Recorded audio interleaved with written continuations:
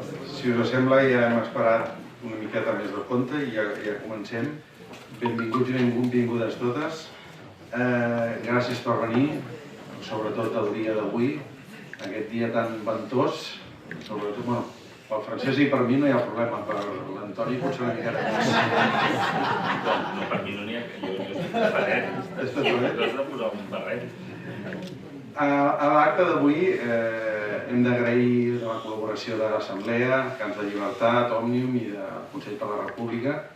I important és el que veurem ara amb el vídeo de presentació, perquè és... M'agradaria explicar què és i què significa pels terrassencs els Camps de Llibertat. Els Camps de Llibertat són la màxima expressió de perseverança, la màxima expressió de determinació i la màxima expressió, sobretot, de dignitat, que és allò que a vegades falta a molta gent que parla molt i fa poc. Per tant, la majoria de vosaltres heu estat moltes vegades als camps, o sempre, o cada dia, alguns, oi? Doncs moltes gràcies per ser-hi i no pareu, que nosaltres us ajudarem sempre que puguem. I només dir-vos que és per Terrassa el punt més troncal de l'independentisme, però és que també ho és per Catalunya, perquè aquests 5 anys sent-hi cada dia, ara ho comentàvem amb l'Antoni, aquella gent que critica i que diu aneu amb el lliri a la mà i tot això, ho diuen des del sofà. En canvi, vosaltres esteu al carrer. I això és importantíssim. L'últim que us volia comentar és l'anècdota d'un dia que estava jo allà al Raval. Passa un senyor. Què feu aquí? Doncs estem buscant. I què busqueu? Doncs estem buscant una porta. I quina porta busqueu? La porta de sortir d'Espanya. Diu, espavila't. Vull dir que va per així. Dit això, a l'acte serà ara, passarem al vídeo, el Francesc ens presentarà el vídeo. Després farem una petita xerrada amb l'Antoni, que presentarem una miqueta. I finalment intentarem escalfar una miqueta de motors de cara al dijous i altres coses que s'estan preparant i acabarem amb torn obert de preguntes fins a 8:45. Li deixo la paraula al Francesc, que diu que el micro no li agrada, que avisa el vot, per explicar-vos ben bé què és aquest vídeo que avui veurem. Sí, vist que la sala està com molt ben acondicionada i que pot veure des de davant, de darrere, perfecte. I la idea era que fa com unes setmanes unes quantes persones dels cants, la Maria Teresa, l'Artur, l'Albert, jo mateix, algú més, ens diu, escolta, això de l'any 22 que hem fet tantes coses en els cants, que hem fet entre tots, això no pot quedar així. Llavors vam començar a recollir fotografies i els vam enviar a l'Albert, que és el nostre tècnic informàtic, i es va comprometre en molts pocs dies a fer-nos un reportatge que ara veurem.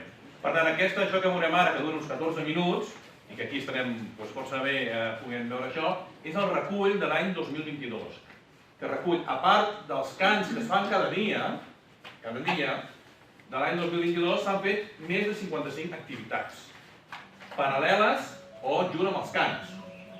Aquestes activitats són o bé activitats dels propis cants que hem organitzat coses entre tots també, o bé activitats que hem donat suport explícit, per exemple, a represaliats, per exemple, exiliats, per exemple, joves que estan a plataformes antirepressives a Terrassa.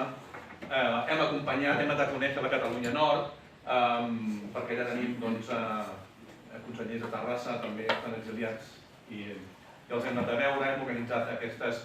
Per tant, aquest vídeo és el resum d'aquestes 55 activitats que a nosaltres ens semblen, 55 que són el resum d'aquest any. A més, volia afegir una altra cosa. En aquest resum, la música que sentireu de fons és música pròpia dels camps. És a dir, música pròpia dels cants de llibertat que fem cada dia. En especial, l'Albert ha triat algunes, que crec que quan ho he vist jo avui, doncs crec que val la pena, del dia 13 de novembre d'aquests fa 2 mesos, que vam fer els cants, vam fer el 5è aniversari, la commemoració del 5è aniversari dels cants, i de que va venir molta gent de tot Catalunya i que ens van acompanyar amb música. Doncs també la música és pròpia dels cants, la fotografia, la música i tot el que veureu. Per tant, jo crec que val la pena que ja, sense més, ho passem. Sí, demanaria, si us plau, un aplaudiment per l'Albert. Per una feinada que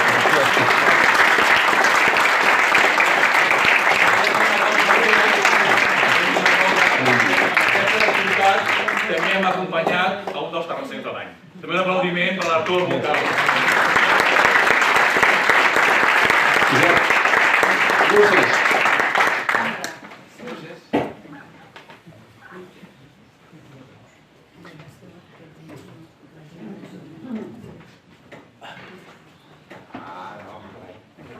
Ara sí.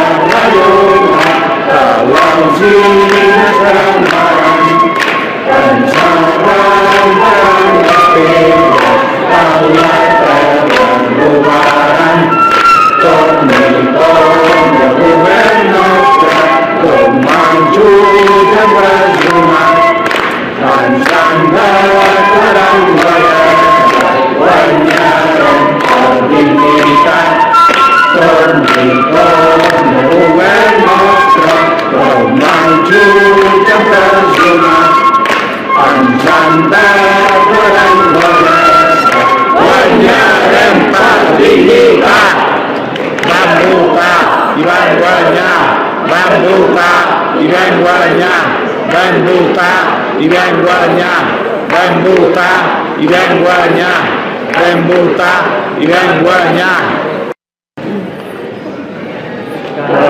Catalunya triomfant, tornarà a ser rica i plena, endarrere aquesta gent tan ufana i tan superba. Bon cop de Faust, defensors de la terra, bon cop de Faust. Ara és hora, segadors, ara és l'hora d'escalerta, per quan vingui un altre juny, es moderin ben les eines. Bon cop de Faust, defensors de la terra, bon cop de Faust. Que tremoli l'enemic, en veient la nostra ensenya, com fer caure espigues d'or, quan començarem cadenes. Bon cop de Faust, defensors de la terra, bon cop de Faust. Bon dia, segadors dels Cants de Llibertat.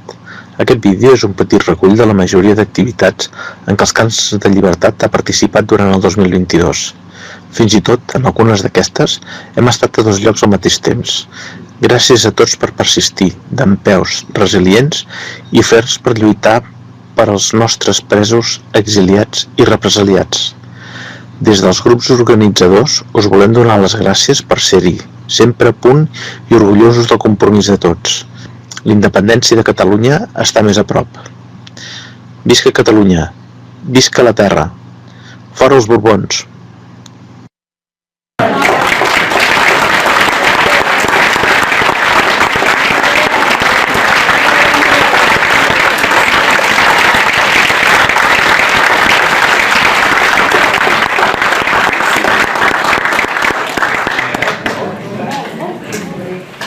I ara a mi em toca dir alguna cosa, mare de Déu. Després d'això, què em dona? Un mica. Ara sí, molt impressionant, la veritat, puc passar per sobre teu? Sí, no passa per sobre. No, ho deia perquè ho parlàvem abans d'entrar, ho parlàvem amb el Josep i amb la Txell, és a dir, al final, això que hem vist ara és la millor resposta a la bretolada del Pedro Sánchez quan diu que això s'ha acabat. És a dir, el que no han entès, jo crec que no volen entendre, i ni tan sols han entès el govern espanyol, els espanyols en general, l'estat espanyol, és que un procés d'alliberament nacional no és una qüestió d'un programa polític o un programa d'una formació política o d'uns lideratges determinats, sinó que és la voluntat de tota la ciutadania. I jo crec que seria molt difícil trobar exemples arreu d'Europa per qualsevol causa que hi hagi una perseverança d'aquest tipus. És a dir, cada dia del món, es diu ràpid això, cada dia del món, recordant-nos a tots plegats, i a més a través de la cultura, com el cant, diguem-ne, a l'anhel de llibertat, és un actiu que només ho podem fer els catalans. I sí, és veritat, a mi és molt emprenyador quan cada més, i com que ens podem comunicar més per xarxes socials, tens aquesta espècie d'independentistes absolutament purs, aquells que critiquen això com a llirisme. Normalment són personatges, alguns desconeguts, alguns coneguts. Ara hi pensava, quan parlàvem, el Josep i jo vam començar amb els jovenets. Als anys 90 molts d'aquests ni sabies on estaven, o els que sabies on estaven, d'independentistes res. Escolta, i els conversos són fantàstics, no haguéssim arribat aquí. Però es permeten allò que deia el Joan des del sofà, fer reflexions sobre quelcom que és el nucli dur de pel que encara estem aquí. Si no, no hi seríem aquí. No estem aquí perquè hi ha una majoria parlamentària, que és la representació de la ciutadania, però hi ha molta més intensitat i jo crec que la capacitat que heu tingut no només de recordar-nos, sinó quan la repressió dura, quan el Josep està a la presó, tota una sèrie de companys, que vosaltres estiguéssiu allò diàriament i que després d'això es continuï, crec que és admirable. Per tant, l'homenatge és espectacular veure això. Sí, no, abans de començar és impressionant. Ara ja crec que us tallat el gel, ara puc continuar, no? No, si vols, sí, endavant. Tu manes, no? No. Bueno, aviam, dir-vos que hem volgut que vinguessis, Antoni, perquè, a part que no és que siguis molt gran, però tens una certa veterania, l'Antoni és professor universitari, és polític i activista des de fa molts anys, com ara mateix dèieu, però si hi ha una cosa que penso que destaca és la claretat de les seves paraules i a vegades aquella perspectiva o aquella visió diferent que molts polítics els escoltes durant mitja hora i no saps què han dit. Has entès totes les paraules, però a la que les juntes no saps què acaben de dir. I en canvi, amb l'Antoni se li entenen totes i quan les ajuntes també. Per tant, era un bon motiu que avui fos aquí, no? Per altra banda, també ve com a membre del govern del Consell per la República i una miqueta intentarem saber alguna cosa de la feina aquesta que fas al Consell, el Consell quines perspectives té, avui hem vist el resum del 22, però els que estem aquí volem saber una miqueta cap a on aniran els trets del 23 i aviam si ens pots ajudar una miqueta. Ho farem en plan diàleg, jo li faré 4 o 5 preguntes, ell s'enrotllarà com ja ho heu vist i després ja donarem torn obert de preguntes. Per cert, Toni, faig lliurament d'aquest sobre. Això ho dius perquè són democristians, el nom o no això? Sí, exacte. Com que sé que vosaltres ho feu, doncs ho hem fet amb tot el públic. Recordeu que totes les activitats aquestes que es fan costen uns dinerons i una manera molt fàcil i pràctica i agradida és passar, com tu dius tu. Jo dic que soc un jove modern, Bizum, també el seu o no? Per cert, 03 125. No em puc escaquejar.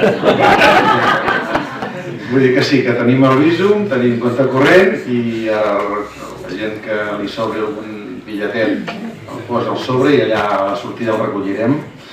No, ara fora bromes, això s'agraeix molt, és a dir, al final l'estructura del Consell, i ara en parlarem, és una estructura que està al marge de la legalitat espanyola i per tant no rep absolutament cap diner públic ni aquí ni allà i es financia, diguem-ne, amb les aportacions de cada un dels membres del Consell per la República i els consells locals que no tenen cap tipus, no els hi arriba cap tipus de finançament a través d'aquest tipus de derrames. Jo vull sempre molt pràctic amb això i es va voler fer així des del principi. Hi ha gent al país que té moltes ganes d'ajudar, però en el seu moment vam considerar que era millor que les donacions fossin petites i no acceptar donacions molt grans per no estar condicionats exactament a ningú. I això, si m'escoltés el gerent ara em tiraria pedres a sobre, però això comporta dificultats. És que al final, quan es veu un procés, diguem-ne, de licitació, un procés, diguem-ne, en els processos, em refereixo no tant als judicials, però sí a accions com quan el grup de detencions arbitràries de Nacions Unides pren una resolució i això no és espontani, hi ha molta feina darrere, hi ha advocats internacionals darrere. És a dir, no em refereixo només a les accions més visibles, a les accions no tan visibles que tenen conseqüències i tot això són diners. Ho dic ja per endavant, ho agraeixo, perquè estic segur que recaptareu. Moltes gràcies. I ja que hi som, la darrera cosa que dic, veieu aquests cartells aquí, uns quants voluntaris quan acabi l'acte d'avui anirem a enganxar-los per Terrassa. Si algú vol venir a acompanyar-nos, cap problema, i si us en voleu emportar un parell o tres i a la façana de casa vostra el voleu enganxar, doncs aquí en tenim i us repartirem. Que no sàpiguen que això de l'independentisme s'ha acabat. Els anem recordant, aquí a Terrassa tenim aquesta mala costum. Mira, sí, puc començar provocant ja, sí? Aviam. No m'agrada gaire. No? No. Perquè és en blanc i negre? No, us explico, és a dir, fixeu-vos que l'eslògan de la manifestació és aquí no s'ha acabat res, independència, països catalans. La provocació l'han fet els espanyols, la bronca la tenim els espanyols. Els francesos tenim un contenciós històric, però els francesos, de fet, la part francesa no volia fer ni la reunió a Barcelona. Considerava que no tocava fer-la a Barcelona, la volien fer a Màlaga. Els francesos patim, i patim i molt, diguem-ne, el no entendre per part de França, el fet lingüístic, sobretot a la Catalunya Nord. Però si poso les coses al seu lloc, és a dir, els exiliats campen per França sense cap problema. França s'ha negat a engegar cap procés d'extradició. El conseller Puig el tenim vivint allà. Fem les mogudes que volem i ens ho permeten. I és més, en els talls de la Jonquera, la gent que van haver disturbis a la part francesa no ha tingut cap conseqüència, a la part espanyola tota. I aquest és un eslògan històric, quan el Josep estava a la JNC i jo no joves, era que sí, històric de l'independentisme. Però, sempre dic el que penso, això es tractava, no? Jo crec que no tenim conflicte amb França, és més, és que el conflicte és tan gros amb Espanya que necessitem aliats, i no necessitem violentar ningú més. Ho dic ja, com que estem en un procés de geopolítica de veritat, els francesos no els hem de molestar, i és el que jo penso. I és més, penso que el Macron s'ha d'emportar, si tot surt bé, i espero que sí, d'aquest dijous, el poder recriminar a la part espanyola que li han fet fer el ridícul i que una cimera d'aquest tipus no es feia a Barcelona, perquè no és una situació normal a Barcelona. Ho dic des d'aquest punt de vista. Dit això, si us plau, sortiu en cartellà perquè la qüestió és que hi ha una caja moguda i que la gent vingui. Anem bé. Va, comencem bé. Comencem bé. Aviam, comencem bé. És membre de govern del Consell per la República i què fas? Què fas amb allò? Faig el que puc. Explica'ns-ho. No, la meva responsabilitat... El que es pugui sentir i escoltar. Sí, del tot, és a dir, la meva responsabilitat és les relacions institucionals i això queda molt bé. Què vol dir les relacions institucionals? Jo he de vetllar perquè les institucions, les organitzacions, els partits ens reconeguin com a Consell per la República i més o menys la interlocució. Aquest és el cartellet que porto. Quina és l'agenda més rellevant per aquesta responsabilitat? Una cosa senzilla i fàcil, que és intentar restablir la unitat entre l'independentisme. Ha dit senzilla i fàcil, I aquesta és, perquè a més pensem que si no ens en sortirem. Independentment de tot, una part de l'independentisme no se'n sortirà o no arribarà, o ens costarà molt més un repte tan immens com esdevenir un país normal si anem fracturats entre nosaltres. L'estat espanyol és una cosa molt gruixuda i per tant la fórmula d'èxit va ser l'1 d'octubre. És que a més el catalanisme polític històricament sempre ha fet experiments, sempre ha fet innovació i en aquest cas, quan se'ns pregunta com s'ha de fer, no sé si ho sabem, és a dir, com tombes a un estat com l'estat espanyol amb l'1 d'octubre, i l'1 d'octubre queda desbordat, i jo sempre dic, l'1 d'octubre, de fet, l'estat espanyol tècnicament fa fallida com a estat, perquè un estat de dret, entre cometes, un estat de dret és l'únic que pot exercir la violència, és l'únic que el ciutadà accepta que exerceixi la violència en termes de preservar la seguretat, etc. Doncs quan un estat diu a una part de la ciutadania que ell considera la seva ciutadania no facis una cosa, la ciutadania diu no la faig i utilitza l'últim recurs que té, que és la violència, i malgrat exercir la violència allò que va passant, doncs tècnicament has fet fallida com a estat. Aquest és el camí, m'ho dic, molt més sofisticat, però com va ser possible? Per què vam tombar això? Ho vam tombar perquè institucions, partits polítics, societat civil organitzada i Ciutadania ens vam posar tots d'acord a una. I no va haver ni una sola fractura amb això. I això, evidentment, això sí que és un tsunami de veritat. Això sí que et desborda i l'estat espanyol va quedar desbordat. Ho analitzàvem en aquell moment. És igual, 14.000 policies desplegats. És a dir, com atures 2 milions de persones i 14.000 a 3 torns, perquè al final són policies, però la nòmina i els torns, lògicament, són treballadors de l'administració. És impossible aturar això.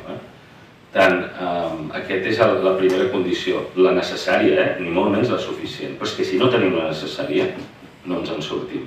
Per cert, amb això faig un apunt que m'estic allargant, la unitat per la unitat no és tradició, els catalans no som un poble, diguem-ne, d'unitats, no ho som, I la unitat, abans de l'1 d'octubre, es va esdevenir els últims 6 mesos, I no abans, és mentida abans. I abans, el que passava és que tenies, parlant transparentment, tenies una Esquerra Republicana que pensava que els convergents no s'atreviran a fer això, per tant, quan facin el ridícul hi haurà eleccions i guanyarem, i un president de la Generalitat que deia no m'enganxareu aquí, saps quan va acabar el precipici i al final saltes a l'aigua. I quan saltes a l'aigua, no sé si volia tothom nedar abans o no, però si saltes a l'aigua, clar, has de nedar, segur. I aquells últims 6 mesos va haver unitat. És igual per quan arribis. Jo deia allò als catalans perquè, igual que diuen dels jueus, 2 jueus, 3 sinagogues, 2 catalans, 4 entitats. Nosaltres som la gent que tenim més entitats de tota Europa. És un orgull això està molt bé, però té l'altra part, que és que la majoria d'entitats, si ho coneixem tot, al final són decisions. Jo soc dels castellers de Vilafranca, mira que és una cosa senzilla, fer castells, vull dir, castellers de Vilafranca, aquí és gros, Ho tenia apuntat i no ho volia dir. Sí, tinc bons amics, aquí. Però, que seria un bon exemple, a Vilafranca tenim 3 colles, ja, i els castellers, mira que senzill la cosa, és a dir, contra més gent tinguis, millor. Tenim 3 colles, jo ho puc dir des del punt de vista, mira que bé, mira quina riquesa hi ha a Vilafranca amb 3 colles, o puc dir la veritat, que és que totes són escissions per baralles i malentesos. Sí, ens passa molt. Per tant, o fins i tot discutir que Catalunya és dels pocs llocs d'Europa, conjuntament amb el nord d'Itàlia, que l'anarquisme va quallar. I l'anarquisme, a l'extrem, és l'extrem de l'individualisme total. I no em mana ningú, si som jo, tenim coses, diguem-ne, positives i negatives, però el que vinc a dir, ja m'estic posant la ferida abans de la ferida, que és un drama que no hi hagi unitat amb els partits i les entitats, i sí, és veritat, però que forma part de la nostra manera de treballar, també és veritat. Però hem d'intentar que això no passi, almenys conjunturalment, quan anem a fer un repte tan gran. I jo crec que Catalunya s'ha construït per aquest tipus de capacitat d'una cultura menestral, i hem de seguir fent-ho.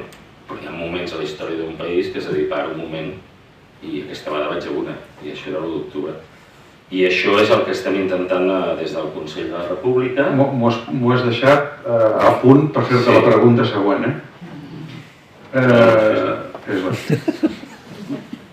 Quan els voluntaris del Consell d'aquí a Terrassa fem taules informatives, la pregunta és i per què m'he d'apuntar al Consell per la República? Ja hi ha l'ANC, ja hi ha Òmnium, per què ens hem d'apuntar al Consell per la República i quin és el tret diferencial, quina és la força? Jo sempre dic que... Jo mateix m'ho vaig plantejar quan vaig rebre una trucada del president Puigdemont dient que si participava d'aquesta història del Consell, ho dic així, em va generar forces dubtes, per què anàvem a fer? Ho dic d'una altra manera, anem a muntar una altra estructura, amb allò que deia de les divisions catalans, si ja tenim l'ANC, si ja tenim Òmnium, si ja tenim un paper diferent, però l'AMI, si tenim les organitzacions polítiques, ara quin sentit té això? I després de mirar-ho bé, deixem-ho així, té tot el sentit, perquè això és el que hem de fer, el Consell per la República és la primera institució republicana que deriva de l'1 d'octubre. Si el Consell per la República intentés substituir l'ANC, error. Si intentés substituir a Òmnium o un partit polític, error. No és aquesta la tasca del Consell.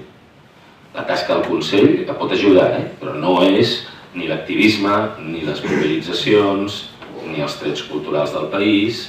És senzillament una cosa, i jo vaig entendre així, i per això quan demano que la gent s'apunti ho dic des d'aquesta manera, no és res innovador. En aquell moment teníem el risc de, ja hi som, un xiringuito del Puigdemont, ja està, el xiringuito del Puigdemont muntat, o la República al núvol, o Fridònia, fins i tot es deia.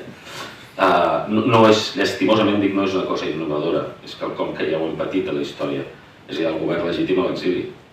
Això va passar després de la Guerra Civil, i després la majoria, diguem-ne, de nacions que estan en processos d'alliberament nacional, des dels irlandesos al seu moment, els palestins actualment, Israel abans de crear-se el seu estat, el Kurdistan, el Tibet, tots tenen instruments d'aquest tipus, que al final és la representació, l'intent de representació institucional o l'autoritat nacional institucional d'aquell procés d'alliberament al marge de l'estat repressor.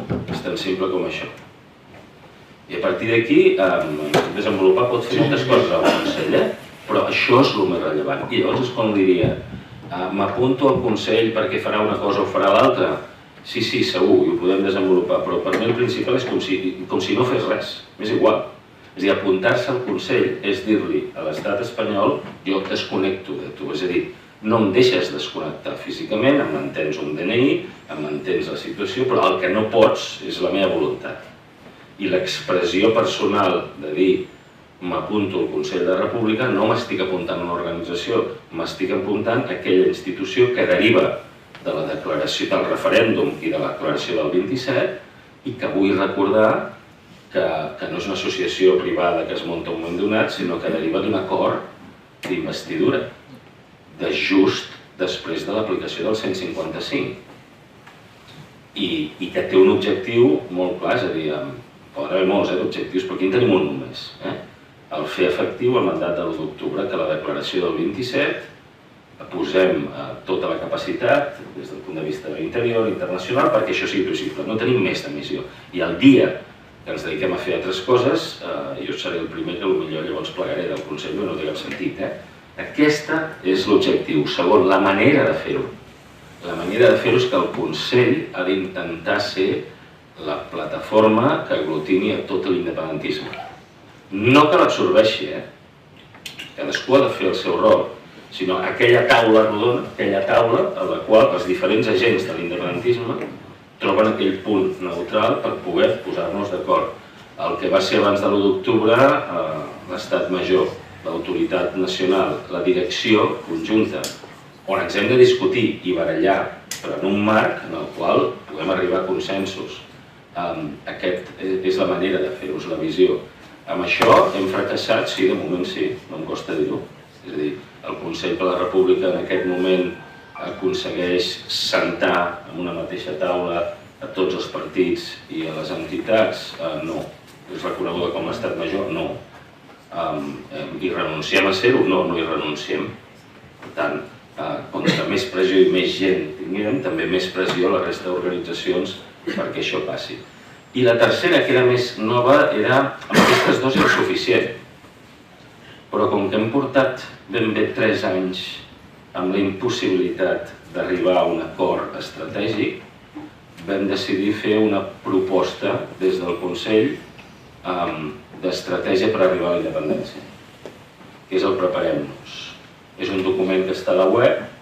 No pretenem que sigui cap fórmula màgica, no pretenem que sigui la solució. Senzillament fem un exercici intern i el posem sobre la taula a discutir amb la resta de gent. Que ningú digui, o ningú pugui dir, que no hi ha una proposta. I si vaig una mica més burxant, és a dir, aquí hi ha hagut les estratègies, per dir-ho simplificadament, d'un procés de confrontació que es pot dir, o un procés de diàleg o negociació. Jo no he vist encara cap document, ni un sol. Si algú me'l porta serà interessant. Jo no he vist ni un document que m'expliqui pas a pas com s'aconsegueix que l'estat espanyol s'assenti a negociar el procés d'autodeterminació de Catalunya. S'ha fet com a mantra, s'ha fet com a discurs, però jo no he vist cap document.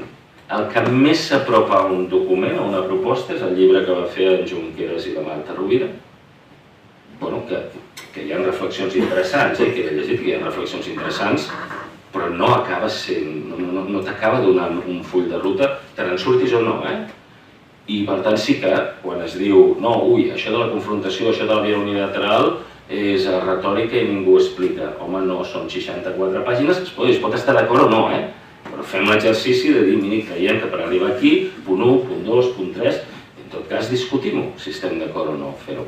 Aquests són els 3 eixos del Consell, i tot el més és afegit i es fa moltes més coses, però això és el més rellevant. I per tant, la desconnexió de l'estat espanyol com a prèvia a la desconnexió personal, diguem-ne, conceptual, això es podia haver fet sense inscrits. De fet, molts dels consells homologables no tenen inscrits. Es podia fer una mena de govern i era suficient. Això sí que és una mica diferent del que han fet altres països, però alguna cosa hem de fer els catalans diferent.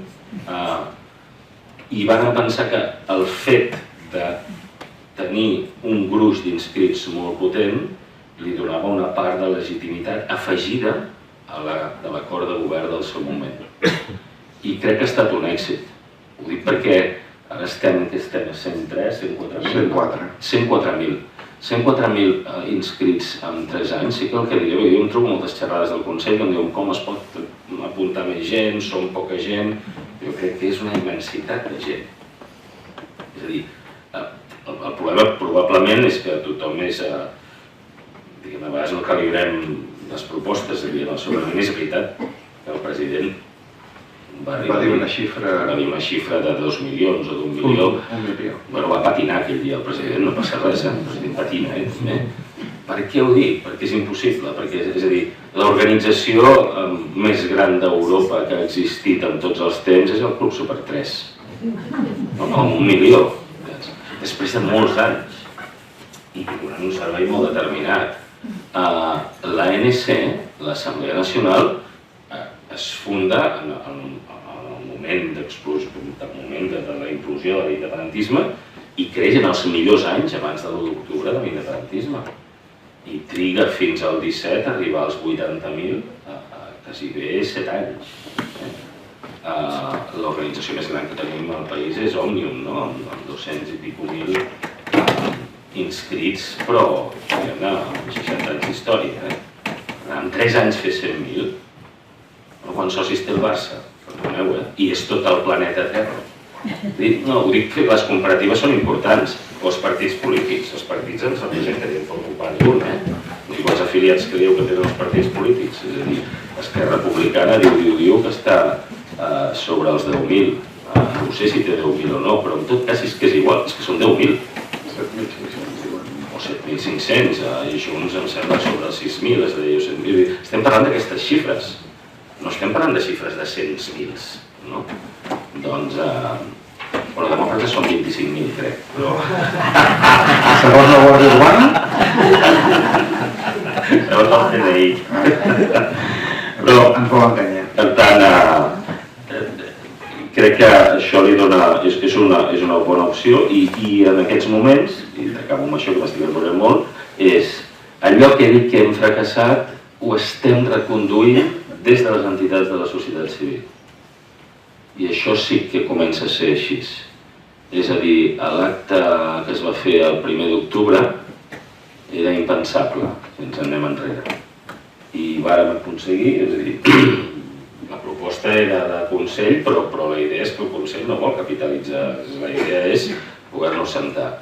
I des d'aquell moment, i per això ha passat tan ràpid el del 19, és a dir, aquesta convocatòria pel 19 no ens va costar ni 2 trucades posar-nos d'acord, perquè hem mantingut amb Òmnium, ANC, en aquests moments hi ha una estructura estable de discussió de què fem a cada moment, estable i contínua, entre Òmnium, ANC, Consell per la República i AMI. Que això, diguem-ne, feia molts anys que no funcionava. Tant, el que vàrem decidir és, ho vam intentar, potser ho vam intentar fer per la taulada, possiblement, no ho reconec, vam estar intentant-ho fer amb aquestes entitats més els partits. Això no ens en vam sortir després de 6 mesos de negociacions. Després, si voleu, m'hi refereixo, perquè ha sortit poc a la premsa, això. i per tant hem tornat a començar de zero i llavors fem-ho diferent. Intentem fer-ho primer des del món civil i veure quina aproximació podem fer, perquè l'objectiu és compartir-ho amb les organitzacions polítiques, perquè podem entrar en el debat sense els partits, tampoc ens en sortirem, no existeix això de... M'és igual els partits, ja ens ho farem. Torno a l'1 d'octubre, no pot fallar cap peça amb això. I dient ara que aquesta unitat més o menys està embastada o hi ha una certa societat civil que està més o menys coordinada, quina perspectiva estàs veient amb aquest, que algú d'aquí, oi Francesc, diu hivern calent? Quina continuïtat pot tenir aquesta unitat? Quin fil conductor pot haver-hi? Jo soc optimista en això, i abans de contestar-te directament faig una prèvia perquè s'entengui el que vaig a dir. És a dir, jo crec que des del juny, o sigui, el juny de l'any passat, i si ens anem enrere, 8 mesos enrere, vam estar reunint-nos tots els partits, és a dir, Junts, Esquerra, la CUP, l'ANC, Òmnium i el Consell de la República cada dilluns del món. No s'ha filtrat mai. El puc explicar perquè alguna notícia ha sortit, però cada dilluns del món, enmig de totes les bronques, enmig de processos electorals, ens reuníem cada dilluns del món. Quin era l'objectiu? Ens vam posar d'acord a dir intentem com a mínim fer l'exercici de tancar-nos a porta tancada. 2, la condició és el que passi a fora en el dia a dia no ens pot afectar en aquest tipus de discussions. 3, quines són aquestes discussions? Què anem a discutir? Posem sobre la taula si som capaços de fer una aproximació de full de ruta conjunt. Sense que l'executem, però com a mínim posem-nos d'acord a porta tancada de què entenem uns per confrontació, què entenen els altres per diàleg, què entenen. Això va ser 8 mesos de reunions perquè sí que les vam calendaritzar baixant al detall. Quan parlo d'això és que vam fer un índex en el qual, diguem-ne, em dedicàvem tota una tarda a capítol internacional. Com hem de coordinar el tema internacional, quin tipus de geopolítica, quines accions jurídiques internacionals, quan parlem de mobilitzacions, quines, amb quins objectius i per què. Quan parlem de negociació, què vol dir negociació, amb quines condicions, fins a on renunciem a què i fins a quines palanques tenim d'amenaçar si no hi ha negociació. Quan parlem de confrontació, fins a quin nivell, fins a quins límits i de quina manera. Després de 8 mesos vam arribar a un document en el qual us puc dir així que quasi el 80% d'aquell document estàvem tots d'acord. Tots, Esquerra passant per Junts, per la CUP i les entitats. 80%, ho invento una mica, però vull dir, en termes generals, estaven d'acord. Fins al punt en el qual hem de decidir, bé, doncs, quin és el següent pas? Agafar aquest document i elevar-lo, establir un marc d'estat major, que som els mateixos que estàvem allà, i intentar començar-lo a desenvolupar. I és allà, era el debat aquell que havia de si el Consell de la República tenia que ser, diguem-ne, el paraigües d'això. No vàrem voler des del Consell que fossin l'excusa, I per tant el que es va proposar és, escolta'm, no cal que sigui el Consell, que el Consell sigui el marc, com a marca, però que sigui una pota que senzillament sigui autònoma i que res del Consell impliqui o diguem-ne, o condicioni les decisions de la direcció estratègica que vam dir. Ja està. L'última reunió, els que em coneixeu, no m'encadiré, no vull fer partidisme, perquè senzillament és la realitat del que jo vaig viure en directe. Vam arribar a una última reunió amb la proposta aquesta de Consell fent de paraigües però molt light.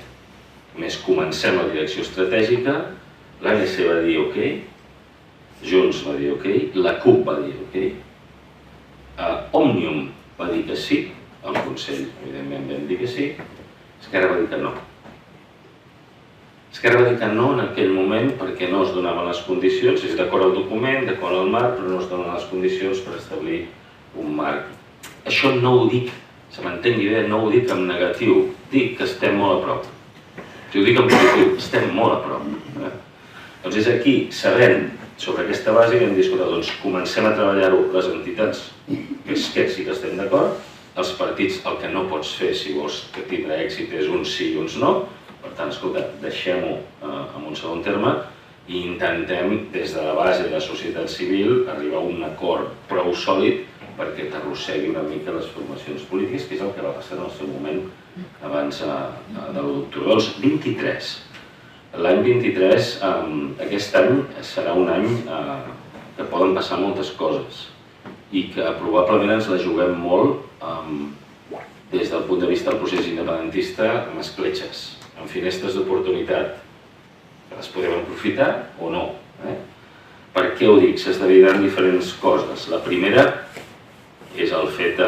La primera la tenim aquest dijous, és a dir, la primera és el pols que ens està fent Pedro Sánchez. Pedro Sánchez, perdoneu l'expressió, però se'ns pixa. I a més, senzillament fa una cimera amb l'estat francès. És a dir, de fet, l'objectiu de Sánchez no és intern, és dir-li al món això d'aquí s'ha acabat. Però s'ha acabat perquè s'ha acabat i ho certifico. Però perquè ho diu ell. No, és que em costa d'entendre perquè tothom qui ha parlat diu aquesta cimera no té ni solta ni volta. No, per això mateix ell està utilitzant la cimera per tenir, és a dir, deixem-ho diferent. Si el Pedro Sánchez ve a Barcelona a fer una conferència i dir que el procés d'independència s'ha acabat, a Europa no se l'escolta ningú.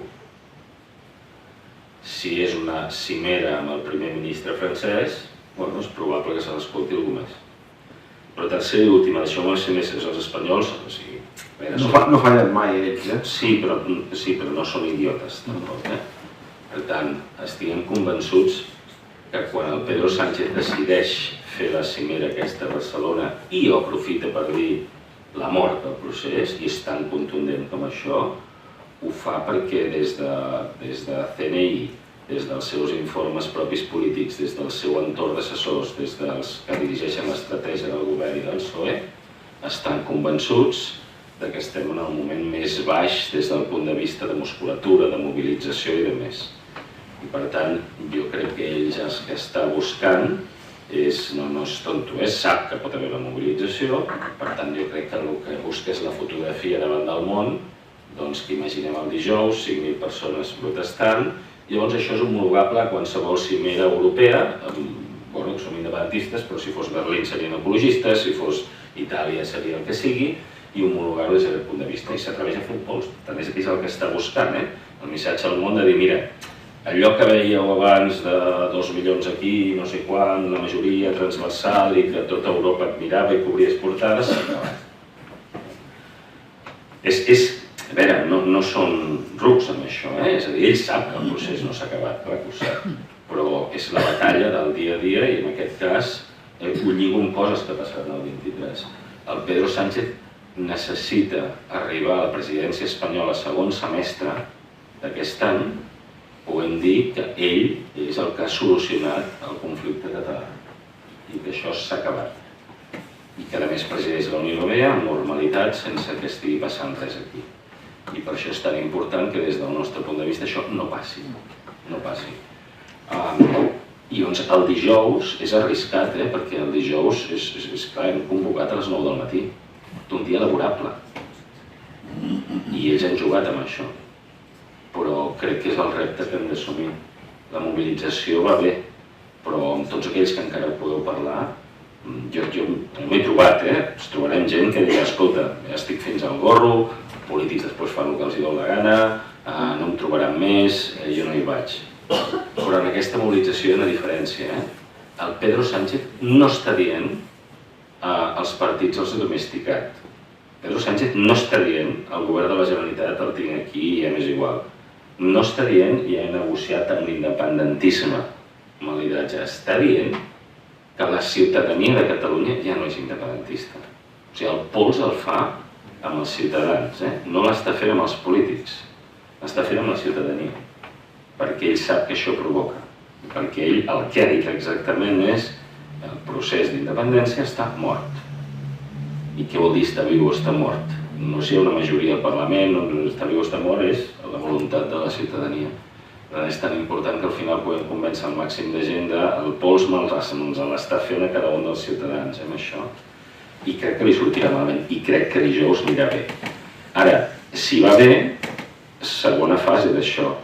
El dia 31 tenim una primera resolució, la batalla internacional, estem en la batalla internacional ara. El dia 31 tenim una primera resolució sobre les prejudicials dels indults dels eurodiputats, del president i del conseller Comín i de la consellera Ponsatí. Aquesta és important, però no sé, hi ha gent que ha generat molta expectativa aquí, no sé el que us va explicar, quan va estar el Boi aquí? El Boi fa 7 o 8 mesos. No, 7 o 8 mesos, no arriben res, no pensava que havia vingut abans, no, després vull dir. No, jo explica bé això, jo no soc advocat, però no són molt rellevants, no és molt rellevant, pot haver la resolució favorable, si és favorable sempre, que no sigui favorable no condiciona la decisió final de Luxemburg, aquesta sí que és la rellevant. Doncs la decisió de Luxemburg, suposadament al març, la decisió de Luxemburg és probablement el treball dels 5 anys de la batalla de l'exili i diguem-ne, paral·lelament de l'independentisme i del Consell de la República. Perquè imagineu, és a dir, si Luxemburg diu, escolti, la immunitat d'aquests eurodiputats és total i absoluta i en tot el territori europeu, i ho diu explícitament, és una manera de dir que no ha hagut cap delicte. Si no ha hagut cap delicte, li està dient a l'estat espanyol que no són vàlids els processos judicials, les conseqüències que pot tindre tot això i com ho trasllades després al Suprem i tal plegat. Per això el govern espanyol ha corregut tant amb una reforma del Codi Penal com aquesta. Jo no havia vist mai una reforma del Codi Penal tan ràpida, express. I la reforma del Codi Penal és un error acceptar-la per part de l'independentisme. Els espanyols fan el que han de fer. No us critico, és l'enemic, saps? Ells fan el que toquen. Fixeu-vos que, a més, el que estan fent és un tret al peu per l'independentisme. És Luxemburg. Diplomàticament és molt dur, amb un dels seus socis europeus, una derrota tan gran pels espanyols i una victòria tan gran pels catalans. Per tant, al modificar el tema de sedició, li comences a posar un safat a Luxemburg que puguin ser més diplomàtics, deixeu-m'ho dir així, i que al final sembli que no és que l'estat espanyol ha estat derrotat, no, que l'estat espanyol ha fet els deures, ha fet una modificació i per tant Luxemburg li diu a l'estat espanyol, miri, vostè, president Puigdemont, té immunitat perquè els espanyols ho estan fent bé. Això és blanquejar l'estat espanyol. I per tant, no dic que passi, jo dic que hi ha el risc. Si estigués aquí el Boia diria que no. Ell creu que aniran a sac i quedarà molt malament igualment l'estat espanyol. Tant de bo, però el que dic és per què els hi hem de donar més eines? Algú que llegia l'altre dia, no sé quin article, no sé qui ho escrivia, però és que em vaig quedar amb la frase i em va semblar molt interessant, que ja clar, és que amb aquesta reforma, és a dir, que una part de l'independentisme li digui que sí aquesta reforma i que ajudi a fer el Codi Penal, clar, no tenint en compte que els espanyols els dones una pell de llimona i et fan la crema catalana. Només amb la pell. És a dir, la interpretació de la reforma del Codi Penal l'ha fet Llarena. I no és Llarena, Llarena és el Tribunal Suprem. De fet, aquesta serà la doctrina del Tribunal Suprem. Per tant, a mi em sap molt greu, fins i tot, diguem-ne, per la gent que ha pactat amb el PSOE això, perquè és que els hi sortirà malament. És a dir, una part d'aquest pacte està pensat, és legítim, està pensat per als processos judicials que queden encara. Doncs no baixaran ni un mil·límetre. S'ho menjaran tot amb patates i pringaran, perdoneu que parli en aquests termes. Llavors dius, si això passarà igual, l'únic actiu que teníem era que hi hagués una derrota important de l'estat espanyol, el 23. Per això és un 23 calent amb tot el que passi. Però dit això, posem per cas que el 23, doncs, jo penso que, hem de ser optimistes, lluitar-ho fins al final i que la resolució de Luxemburg sigui potent. Si és potent en aquest sentit, haurem d'analitzar el retorn del president Puigdemont o no. Ara parlo per paraules d'ell. Crear expectativa amb això és un error. 1. 2. El procés d'independència no és el president Puigdemont. parlo com el seu responsable de relacions institucionals, no és el president. El president Puigdemont és, diguem-ne, és la meva opinió, és qui està liderant més la causa des del punt de vista és qui molesta l'estat espanyol. Per què ho dic això? Perquè ell ho va dir en la seva compareixença última just quan es va fer la reforma del Codi Penal aquest, és a dir, no buscarà cap tipus de solució personal. L'objectiu i com treballem dins del Consell és no intentar aproximar com se n'en surten més o menys els exiliats, perquè ja no haguéssim pres aquesta decisió, sinó com això ens beneficia o no a la causa col·lectiva de tots. El votin o no el votin, de tots. I davant d'això s'ha d'analitzar ben bé si un retorn té un sentit i per fer què. I això és el que estem treballant. És a dir, el retorn pel retorn en si mateix està molt bé, però no farem un plantejament de retorn per retorn.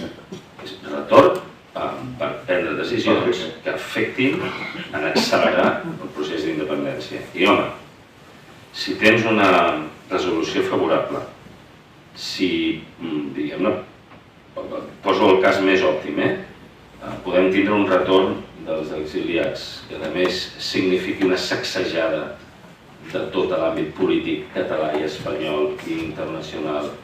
I això si retornem a les mobilitzacions i accions determinades, i aquí fins aquí puc llegir allò del preparem-nos i tot el que hi posen, doncs si en algun moment toca desenvolupar tot allò que posa el document és el segon semestre. I a més fer-ho coincidir amb la presidència espanyola de la Unió Europea, que hem de fer el més incòmode del món. I a partir d'aquí dius, castellà, ja tenim una solució. No, i a partir d'aquí, a veure, però així com, si ens anem un any enrere, era, no sé quin horitzó, ara sí que hi ha un horitzó, i molt a curt termini, que és aquest 23. I serà dur, perquè ja veurem què passa demà passat, però si tornem a una tardor calenta, és la reforma del Codi Penal, l'exercici. Una part d'aquesta reforma és un missatge molt clar, aporta't bé, però bueno, jo crec que tenim una oportunitat. Si em deixes fer un comentari, precisament el que més greu em sap de tot és que aquesta reforma del Codi Penal fa mal als anònims, als 4.000 represaliats que no tenen càrrec polític, que no tenen cap càrrec de res i que han sortit al carrer. A tots, però molts d'aquests ja han estat jutjats. I molts d'aquests 4.000 represaliats no han estat jutjats encara i se li aplicarà el Codi Penal nou segurament. O com a mínim ho intentaran. Sí, és el que està dient Llarena. I les noves mobilitzacions, molt més represaliats. Aquest és l'únic comentari que és més punyent i fa mal. Sí, fa mal a la gent. I ja per l'última pregunta que jo tenia aquí, abans de donar-vos la paraula, ens pots dir alguna cosa que ens motivi una miqueta més encara? Alguna coseta d'aquestes que... Els mòbils els tenim tots parats, oi? Sí, pots dir-ho amb tota la tranquil·litat del món. Estan gravant o no? Es fa veure. Ja el tallaré. No, ho fa veure. Ja el tallaré. L'Albert està dormint, si estava dormint fa una estona. És igual, és igual, però sí, és igual, sí, ho saben tot i ens veuen tot, no passa res. No, el que us he dit ara, però conjuntament amb...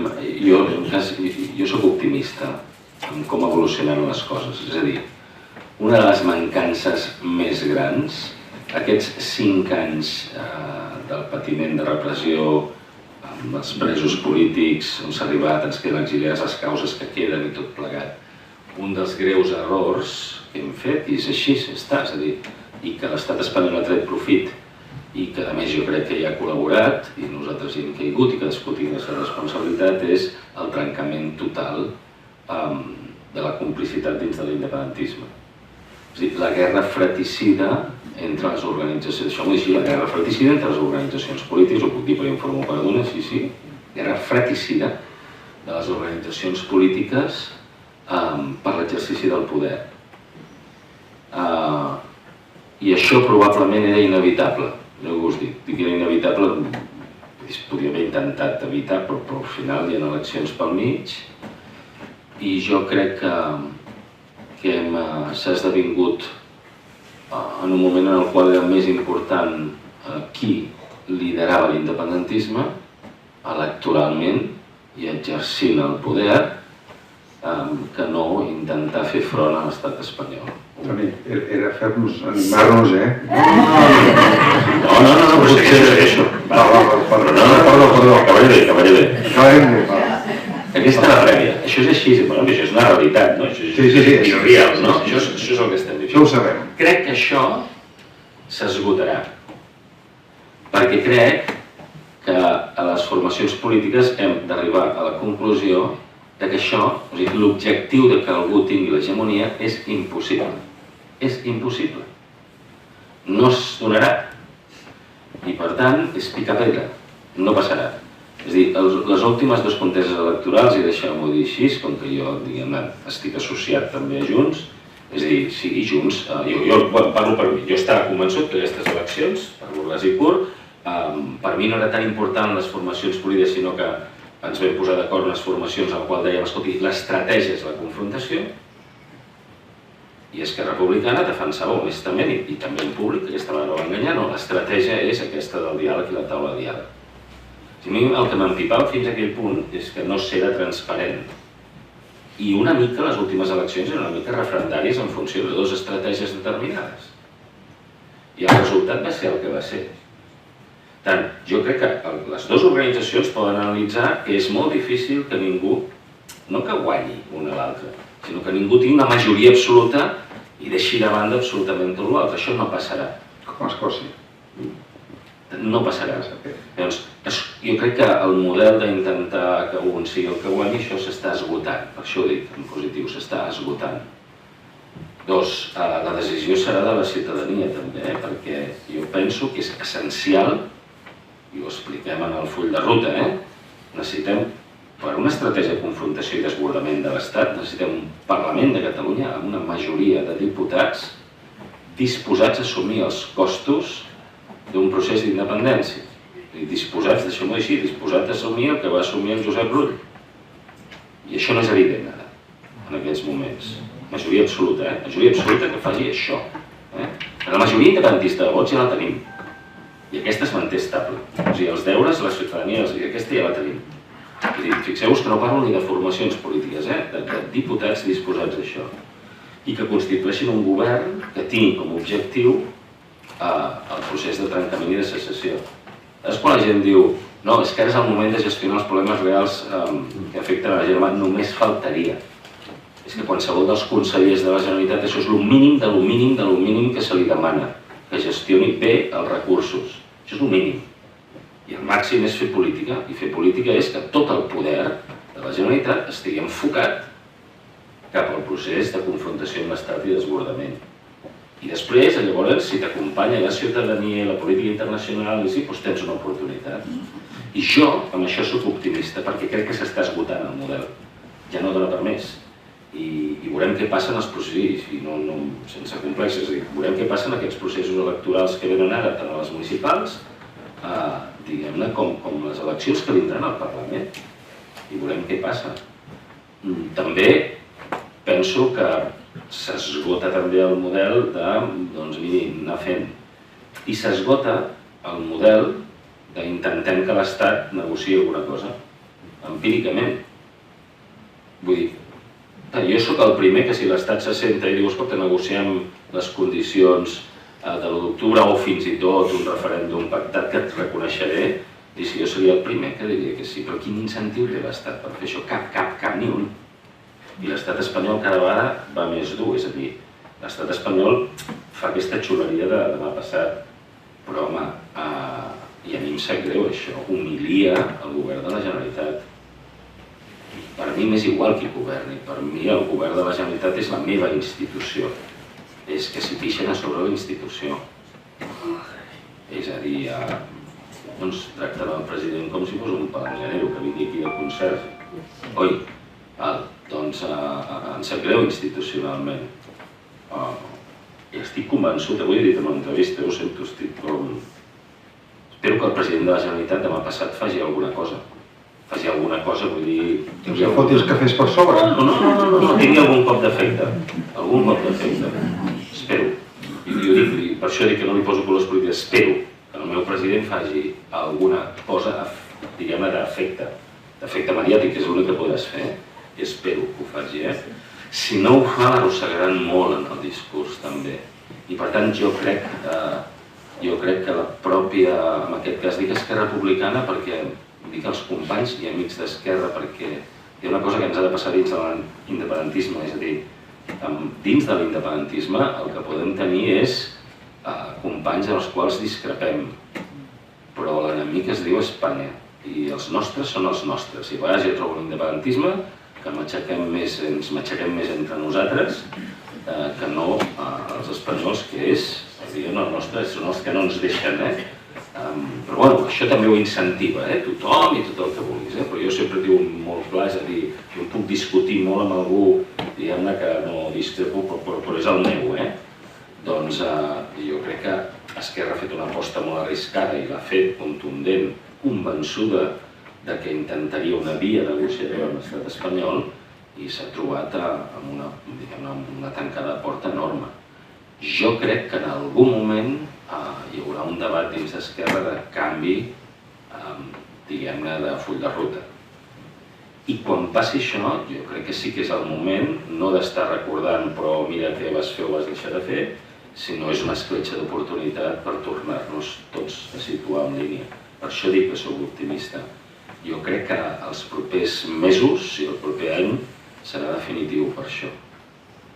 Perquè els espanyols, l'estat espanyol entrarà molt a sac i hauran de demostrar que tot això s'ha acabat.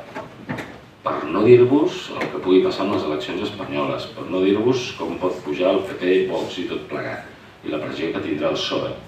Per tant, és la manera, jo crec, hem passat 5 anys, un baixón de 5 anys. I jo crec que s'ha acabat el cicle. I ara engegarem un circuit, si voleu, no dic 5 anys, però encetem un cicle en el qual ens haurem a poc de resituar a l'1 d'octubre. Hem començat per les entitats, ens estem posant un d'acord que no existia fa ni un any, ni 2 anys, ni 3 anys. I això és monolítica, i ens entenem bé, i marquem estratègia. Els partits trigaran una mica més, però això passarà. I llavors haurem d'estar tots amb allò preparats per intentar una altra oportunitat. Al final sí que ha acabat. Però ho veus necessari.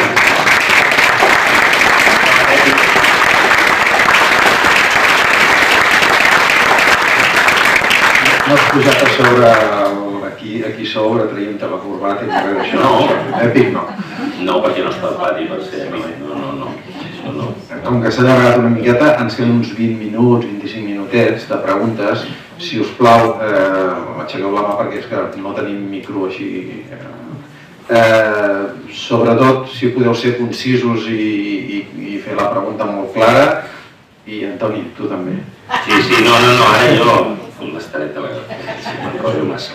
Conxita, digues. Jo no puc entendre què els hi ha passat per cap a l'Esquerra, a l'Esquerra Republicana, per pactar aquesta reforma del Codi Penal. Què es pensaven? Que Espanya, el govern, el senyor Llarena, el Tribunal Suprem, etc., s'ho deixarien fer tot i no posarien... O sigui, ho posarien fàcil. Jo no sé què s'ha passat pel cap per pensar això. I és aquesta reforma del Codi Penal no tenia que mirar.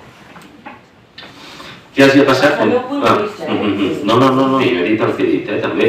A veure, no he dit una cosa que sí que l'he dit, és a dir, a veure, què els hi ha passat pel cap? Intentar, és a dir, que es tregui, és a dir, que surti del Codi Penal la sedició, no vull malinterpretar, això és una bona notícia, és a dir, que no hi hagi sedició com a àmbit penal, és correcte, és una cosa, és normal, sí. És que això hauria, és que no tenia que haver estat mai la sedició, deixeu-m'ho dir així, no? Per tant, negociar això, d'acord, jo el que explicava era que quan tu negocies, tu pots arribar en política a dir que és que no és bo treure la sedició, sí, però analitza en quin moment de la teva geopolítica ho estàs fent. Però jo crec que ells ens han com que no hi haurà la sedició, això és veritat, ja no hi ha manera d'interpretar res, és a dir, això està fora, d'acord? Però la segona era, jo crec que hi ha un exercici d'intentar que amb la resta de la reforma els 400 processos judicials que estan pendents, dels quals hi ha molta gent d'Esquerra Republicana, això significaria tenir una rebaixa, diguem-ne, en l'agressivitat de les sentències. I a partir d'aquí, jo crec que no, però és una opinió, el que acabo de dir. Jo crec que això no passarà, però és una opinió. I si ara hi hagués algun dirigent ara d'Esquerra aquí, em diria, bueno, Antoni, t'equivoques, perquè nosaltres estem convençuts que, malgrat la interpretació que vol fer el Suprem, això sortirà bé. I jo dic, tant de bo. Jo no seré dels que espero, no, jo vull tindre raó i contra pitjor o millor, no. És a dir, tant de bo. L'únic que crec que no sortirà. No sortirà com moltes altres coses d'intent de negociació amb l'Estat. No és una qüestió de fer una crítica a Esquerra. Jo he estat fent política a Convergència i Unió des dels 18 anys, quan començar en aquella època. De Convergència i Unió va exercir molt aquesta manera d'intentar negociar, i hi ha coses que van sortir bé i coses que van sortir molt malament. Però l'únic que ens atrevim a dir és, no diem mai, no, mira, nosaltres no, l'únic que intentem traslladar és, després de 30 anys, el balanç és que no hi ha manera en l'estat espanyol. Ara, és legítim que algú digui, bueno, però és que jo soc millor, més espavilat que vosaltres i jo ho faré bé. Bueno, és legítim i tens dret a fer-ho. Però per això soc positiu, perquè dic, bueno, doncs ja ho heu provat 5 anys. Jo no era crític en el primer any, jo ja entenc, bueno, escolta, la ciutadania t'ha posat a liderar això, doncs vinga, endavant. Però jo crec que la seva mentalitat és intentar demostrar que sí que és possible. I crec que en el moment que ja sigui possible, doncs ja ens resituarem una altra vegada. Això soc optimista.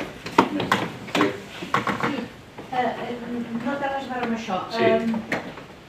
El fet que l'estat espanyol estigui en un moment d'aplicació dels pressupostos tan baix, què significa? Que es veuen en cor de trepitjar-nos fins al final? Que no tenen cap ganes que ens en sortim gens ni mica, encara que els hi vagin a l'economia? O que potser veuen la possibilitat que ens en sortirem? No, la meva opinió és que ho han fet tota la vida, això. L'execució dels pressupostos sempre ha estat molt baix i sí, l'execució dels pressupostos sempre és directament proporcional a la capacitat que tu tens política que depenguin de tu. Si me'n vaig en termes clàssics, un govern de torn, és igual si sou el PP, exercirà o no més execució dels pressupostos a Catalunya en funció de què pensi que depèn dels vots a Madrid i ja està. Per tant, si hi ha poca execució, vol dir que no ens tenen por. Però només afegiré una cosa al final que vostè deia que sí, que sempre l'ha tingut l'Estat al cap. L'Estat, per què no vol invertir? Ho posarem un exemple. Si tu, any 2011, el supercomputador de Barcelona és el més important d'Europa. Seguim tenint el més important d'Europa. És una referència absoluta i per tant, això m'ho deixis, imagina't, Catalunya és una comunitat autònoma. No. Per Espanya li dona un benefici enorme. El 2013 es tenia que fer una inversió, perdoneu, és propietat, si no s'entén, propietat d'aquest supercomputador és propietat, la meitat de la Generalitat, la meitat de l'estat espanyol, del govern espanyol. I es posa el 50% d'inversió cadascú. Perdíem el tren perquè els xinos tiraven molt fort, el 2013, i els americans també. I llavors es tenia que fer una inversió forta. La inversió forta va estar a punt de no fer-se perquè es anava a fer un petit supercomputador a Galícia. Jo recordo en aquell moment discussió amb la Garmendia, ministra, discutint-nos, i jo intentant explicar-li la importància de que era llançar diners. Escolta, tens l'ordinador de referència a Europa i això és anar-li posant capes a sobre. La resposta al moment de la conversa va ser, parlo del 2013, ¿y quién me garantiza a mí que de aquí a unos años esto no pertenece a España? I no ho deia en broma. Que això és positiu. A vegades s'ho creuen més ells que no nosaltres.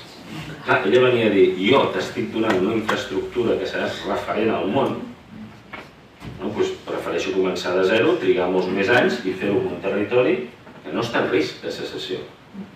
2013, sí, doncs té a veure també amb això. La cosa del Mediterrani, perquè... Lluís. No sé. Qui havia de començar? La Montserrat? Perdona. Parlem molt de que el Pedro Sánchez va molt Pujat.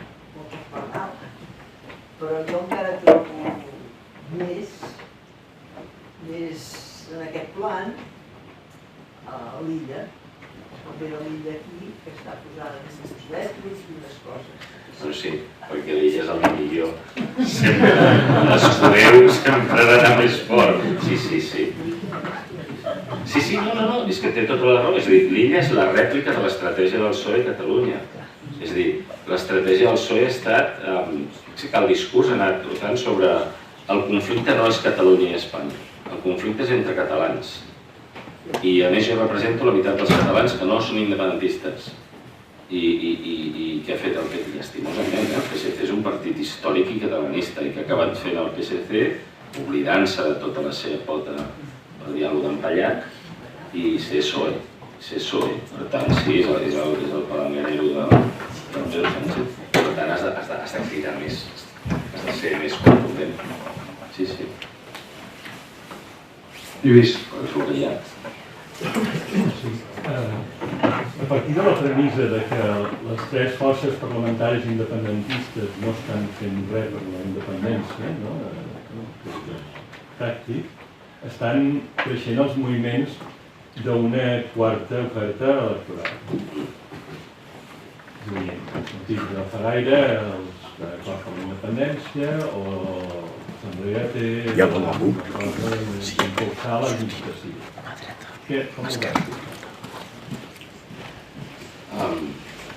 Més enllà de la discussió de si estan fent o no estan fent, però jo sempre el que hem de respectar és la legitimitat democràtica i les tres grans formacions no són tres grans formacions, és el que ha volgut la majoria del poble de Catalunya. Llavors, crepúsculs d'estupendos, sí, però aquestes iniciatives faltarà veure quin suport tenen, si és que en tenen algun. Entre altres coses perquè, i ara parlo com amb les cares que tinc, he viscut masses vegades iniciatives d'aquest tipus que són senzillament des de la perspectiva personal de dir des del sofà, és a dir, no m'agrada això i que em votin a mi, doncs no passa.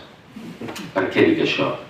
Escolta, les últimes, podem parlar aquí, és molt complex això de la política i alguns que venim de l'independentisme als anys 80 ho hem intentat moltes vegades a les últimes municipals aquí a Terrassa, és a dir, vam intentar muntar tot un moviment en termes de primàries o de primàries, senzillament el que intentava fer, almenys els que ho vam inventar i impulsar, després van haver moltes històries, però la idea era dir, bueno, intentem aglutinar el màxim de transversalitat, intentem implicar ciutadania, que els partits que hi siguin merament instrumentals i donem una opció que bàsicament és independentista des de l'àmbit municipal i el resultat va ser el que va ser.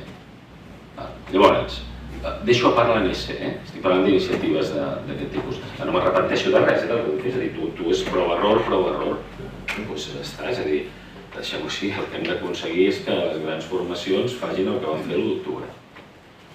A més, per mi és perdre una mica el temps, i ho dic, diguem-ne, si voleu entrar en cometes amb la mínima autoritat, he intentat molts experiments. L'ANC és diferent. L'ANC no està dient vull fer una formació política perquè sóc estupendo i substituiré els partits. No, l'ANC el que està dient, i n'hem parlat molt, és tradicionalment l'ANC que fa? Fer pressió perquè les forces polítiques es moguin. L'ANC diu, us heu de moure. Si no us moveu, és a dir, llavors fa l'hem parlat molt perquè a dir, l'objectiu de la llista cívica és que no hi hagi llista cívica. Aquest serà el gran èxit, perquè voldrà dir que us heu mogut. Ara, l'única manera que una amenaça sigui real és que estiguis disposat a complir-la. I això és una altra cosa, això no és un quart espai, això és o vostè es mou, o jo li passaré per sobre, presentant una oferta electoral determinada, que digui, que faci el que jo crec que vostè hauria de fer. Espero, i ho dic així, que no arribem aquí. Espero que no arribem aquí. L'ANC fa el que ha de fer, i el que ha fet sempre, que per això neix l'ANC, d'apretar, apretar i apretar. I a vegades apretava dient president posi les urnes, i ara apreta l'ANC dient partits feu el que heu de fer, que si no us passaré per sobre. Bueno, doncs per això neix l'ANC, i està fent els deures l'ANC. Ara, si em poso des del punt de vista analista polític, diria, home, doncs el que ha de passar és que fem el que hem de fer a partir de la tardor. Això deia jo, perquè si no serà una mala notícia. I l'ANC ho llegirà com una mala notícia. Però, evidentment, és creïble, vull dir, jo n'he parlat molt, l'ANC està disposada que no sigui un farol, És a dir, o passen les coses, o mira, doncs, millor mira, a partir d'aquí eclosiona tot, no sé, haurem perjudicat, sí, tardor calenta. Artur? I tot, felicitats pel Pilar de Nau. Gràcies. La seva gràcia. Molt bé. Sí, és un...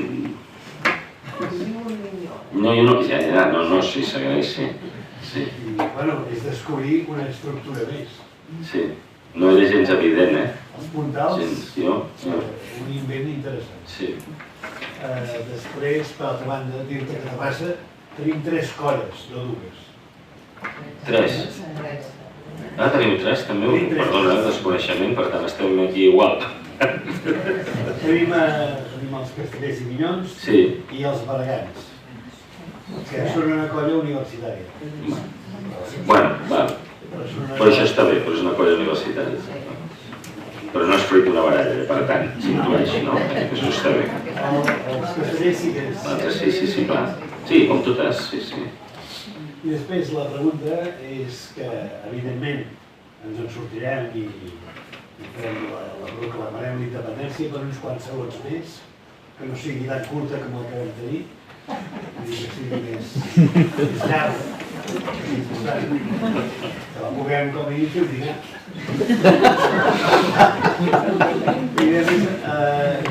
A nivell del món, a nivell d'Europa, com veus tu el possible recolzament? Perquè ara ja ens coneixen més. Hem passat peripècies durant aquests anys i han vist qui era i han vist l'estat espanyol com és. Veure una visió diferent, tenim més possibilitats de recolzament. T'ho diu el terrassenc de l'any i és la darrera pregunta. Tens com a màxim 3 minuts. Home, doncs això és geopolítica. Perdoneu, però és que ens demanen... Sí. Escolteu-me, no. No tenim ni més ni menys possibilitats que abans. La bona notícia és que estem jugant a la lliga de la geopolítica.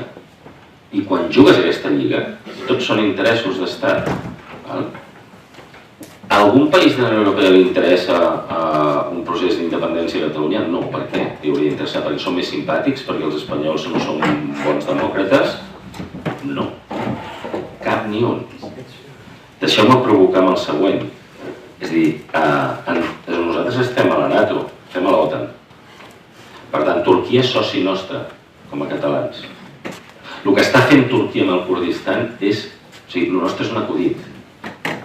O sigui, tenen quasi 20.000 presos polítics. I de tant en tant es reprimeixen matant gent al nord del Kurdistan. Quantes vegades hem sortit els catalans al carrer queixant-nos de què està passant a Turquia? Mai. Per què un tio de Dinamarca hauria de... Dit això així a l'Oestia, també diré que, per tant, quan van haver les garrotades sí que va haver molta manifestació de gent arreu d'Europa. Per tant, això és molt important, 1. 2. Europa ens ha donat moltíssima cobertura. La negació de les extradicions, si ho penseu fredament, aquí el soci és l'estat espanyol. O sigui, la Unió Europea ha estat profundament deslleial amb l'estat espanyol, perquè en un procés d'euroordres no has d'entrar en el fons de la qüestió. I ningú ha seguit a l'estat espanyol, ni Alemanya, ni Bèlgica, ni Itàlia, ni França. I a partir d'aquí, el treball que hem de fer és, podria dir en termes així, probablement als grans països no els interessa un país més petit, probablement els nostres aliats estan al nord d'Europa perquè els països petits del nord d'Europa que han de fer palanca respecte als grans països de la Unió Europea, que hagi un país petit al sud d'Europa en un model econòmic similar al del nord, bueno, és interessant. És interessant, però no al nivell de, diguem-ne, de patir costos. Ara bé, què és el que hem de fer nosaltres? Que el cost d'oportunitat que Catalunya sigui independent o no, i ho dic així, a nivell de desestabilització total de l'estat espanyol, que al final convingui més acceptar que Catalunya sigui un estat que no el conflicte sistemàtic dins de l'estat espanyol. Perquè la repressió de l'estat espanyol, en el seu moment dels presos polítics, incomodava molt la Unió Europea en el discurs que té respecte a Rússia, respecte a Xina i respecte als països nous com Hongria i Polònia. I aquesta és la partida que hem de jugar. I després, amb altres països de fora de la Unió Europea, sí, no hi ha cap problema. És a dir, deixem-ho dir així, és a dir, poden haver països en el món que un procés no d'independència romàntic de Catalunya, de desestabilització, perquè un procés d'independència desestabilitza una regió, de desestabilització de la Unió Europea i que a més et degui la vida com a país aliat és interessant, sempre és interessant. Tant, a la pregunta de podem tenir aliats, sí, i ho treballem des del Consell, però ho hem de treballar des d'aquest punt de vista. I una última, acabo amb això. Poder fer geopolítica buscant recolzaments, per entendre'ns fins i tot, algun dia votarem a Nacions Unides. Hi ha països petits, que són tan petits, que la seva política exterior es gestiona a través de bufets internacionals. I aquests vots es posen a subhasta. Això m'ho dic així, és bèstia. Ho dic així, hem de jugar-hi. Per què? Perquè tots hi juguen, Tots els països del món hi juguen. Això és el que, quan parlem de diplomàcia civil, estem treballant en aquests termes. Doncs, a partir d'aquí, aquesta és la partida que haurem de jugar i no oblidar-nos per una vegada, deixeu-m'ho així, era el que acabava de dir 3 vegades que acabava, però ara sí, oblidem-nos de si som els més amics o menys amics d'una causa o d'una altra. Quan siguem estat independent ens podem permetre posar-nos en un eix de més o menys solidaritat. M'estic referint, és a dir, els catalans en aquest moment hem de ser els amics del Sàhara o del Marroc. Doncs miri, qui convingui. Perdoneu, però qui convingui. També ho fan amb nosaltres. I resulta que si el Marroc i Espanya estan enfrontadíssims i Espanya avala el procés del Sàhara, que és el que incomoda el Marroc, i el Marroc, diguem, el que vol és tocar la pera de l'estat espanyol, doncs hem de parlar amb el Marroc. El món funciona així, I si Israel i Palestina el mateix, i perdoneu que sigui polèmic amb això, però és que saps que els Estats Units funciona així, França funciona així, els països del món funcionen així. I nosaltres som molt petits, I Kosovo funciona així, i nosaltres hem d'intentar funcionar així. Ha acabat fort, el xicot?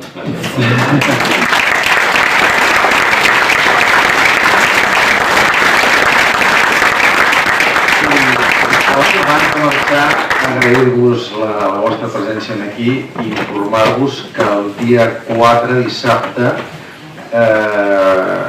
des del Consell organitzem un concert a les 7 de la tarda a l'Auditori, músics i poetes per la República, que hi sou tots convidats. Amb el Jaume Arnella, el Pujador, Marta Pasarrodona i molta gent diguem-ne, molt implicada amb la creació de la República Catalana. I el dijous tots allà,